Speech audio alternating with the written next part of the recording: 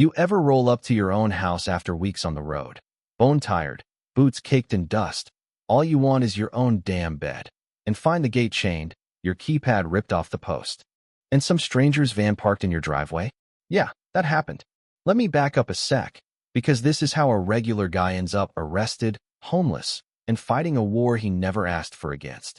An HOA he never joined, all before he's had a hot shower. It was just past midnight. 95 still humming in my bones, 5 weeks straight of concrete inspection and bridge support gigs down in Florida, overtime stacked so high I barely remembered my own name.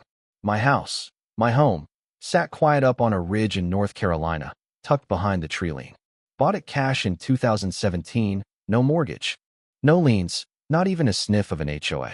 That land was freedom, pure and simple. Or so I thought. That night, headlights sweep over my driveway, and my heart just about stops. There's a brand new padlock on my gate, and my keypad's been torn off, wires dangling like a scene from a bad break-in. First thought, maybe some punk kids got bold, or someone's trying to rob me. But then I see the van, no logo, just big, white, and in my spot. Porch lights on, which is impossible unless you know the code, and my security app? Dead. No alerts, no camera feed, nothing. It's like my place fell off the map. So I circle the gate, crouching out of habit, adrenaline up. Gravel crunches under my boots. I creep up, and then I hear a drill inside. Someone is working in my house. Lights blazing. Drop cloths everywhere, paint cans on the stoop. And then she steps out. Blonde bob, business blazer, clipboard clutched like a Bible. She doesn't look surprised. She looks annoyed, like I'm trespassing on her turf. You can't be here, she says, holding up that clipboard. This property's been transferred to Crescent Hills HOA. We purchased it at public auction. You were evicted. Didn't show up to the hearing, so you've forfeited your right to appeal. I blink. Lady, I live here. I built this porch with my hands. My name's on every deed and tax record. She just smiles like she's the queen of Crescent Hills. She hands me a paper, something that looks official. Supposedly, I owed 3 years of HOA fees. They foreclosed, auctioned it, and now she's in charge. The name at the top? Karen Vanders, HOA president. I pull my phone to show her my deed, but there's no signal, and my security app is still dead. I call the cops. 2 deputies show up.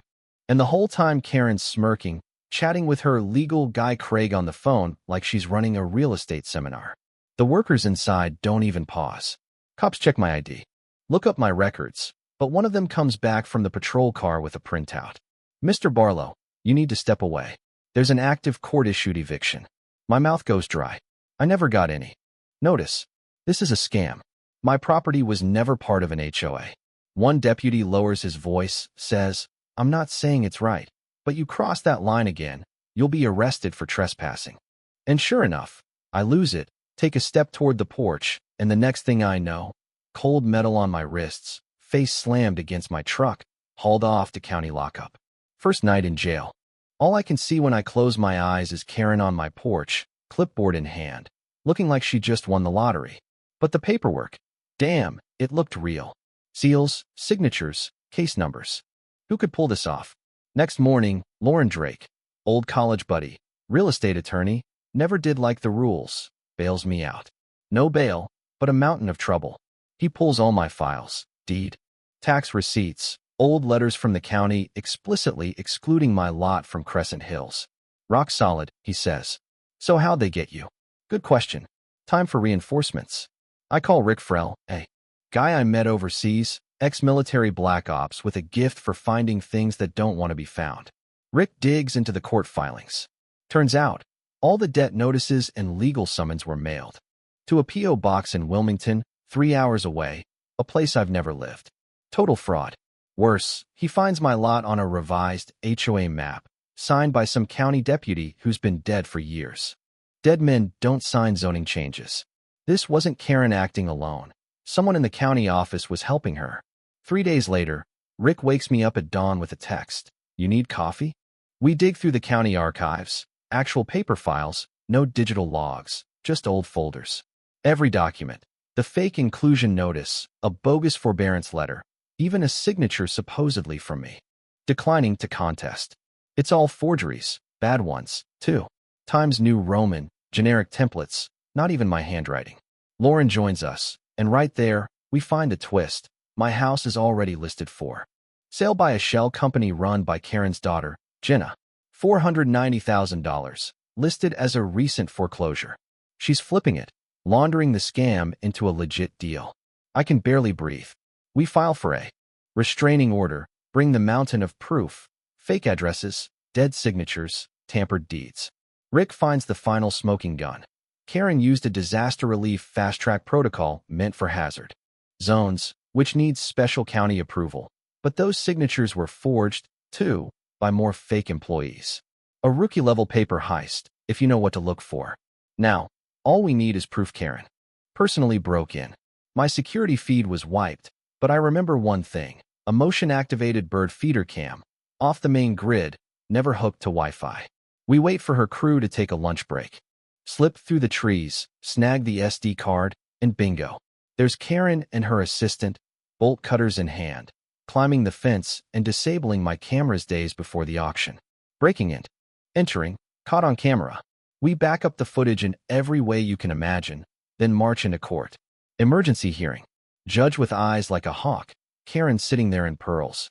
Her lawyer smirking. Lauren lays out the evidence: fraud, forgery, break-in, the whole circus. When the video plays, you can hear a pin drop.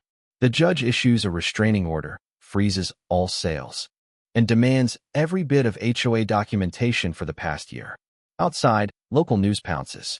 I finally tell my side. Straight facts, no spin. But Karen's not done. Next day, a wave of anonymous emails. Tries to smear my name as unstable, dangerous, even sends tips to my old boss and the sheriff. Pure desperation. Rick traces the emails. Guess what? They're sent from Karen's shell company server. Then a package lands in Lauren's office. A USB with years of HOA memos, emails, proof that Karen's been running this scam on 6 other homes. Internal plans, tiered targets, auction feasibility. This is a damn criminal enterprise. DA gets the whole file. Within days, county staff get suspended, investigators swarm. News breaks. HOA president accused in property theft ring. Karen panics. Countersues me for defamation, claims I'm obsessed. The court tosses it out in 4 days. More evidence comes in. A nervous building inspector flips, confesses to taking cash. Rick finds a former HOA secretary with old meeting notes. Handwriting matches Karen's. Lauren escalates the case to federal court. The state suspends Karen's real estate license on the spot. And when the federal trial hits, it's a circus. Karen shows up full peacock, her lawyer pale as a ghost. The prosecution drops the timeline. Fake maps, forged auctions, emails, and finally the bird feeder video. Karen finally blinks. Witnesses line up. Former secretary, bribed inspector, the county IT guy who confirms manual overrides. Then I take the stand, lay out every ugly detail. Arrest, eviction, weeks of fighting for my own life. When Rick testifies, he nails the coffin shut. This wasn't a mistake. It was practiced. She would have done it again. At lunch break, Karen tries to skip town, arrested at the state line under her daughter's name. The jury doesn't take long. Verdict for the plaintiffs. My title restored, $780,000 for damages, another $310,000 in legal costs. And Karen's facing real prison time. Conspiracy, fraud, wire crimes, the works. Her board is dissolved, county staff indicted, and my home, finally, legally, mine again. I stand at my driveway. Sun coming up, holding the keys, house stripped down but standing. The first thing I reinstall? Security, off-grid, triple backed up. No more surprises, no more Karen. Over the next weeks, I share my story, podcasts, panels, even get asked to help with new state laws on HOAs and owner protections. Somewhere out there, another poor soul's going to come home to a padlocked gate and a nightmare. Maybe next time, they'll be ready.